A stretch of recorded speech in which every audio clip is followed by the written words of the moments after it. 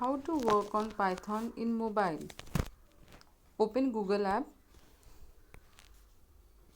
click into the search box and type down programmist.com.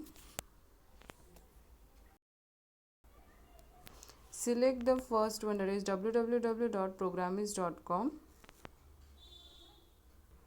Now click on the three dots at the top right corner and select option desktop site.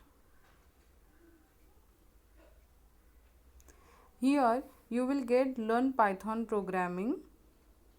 From this you are going to select this online compiler option.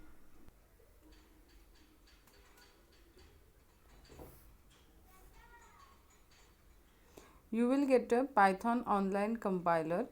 Now you can type down a command here into the left side, and into the shell at the right side you will get output of that command.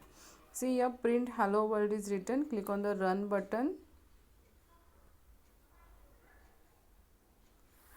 You will get output hello world into the shell at the right side. So likewise you can execute your program into this programmist.com. Thank you for watching. To get latest video links of this channel, click on the subscribe button.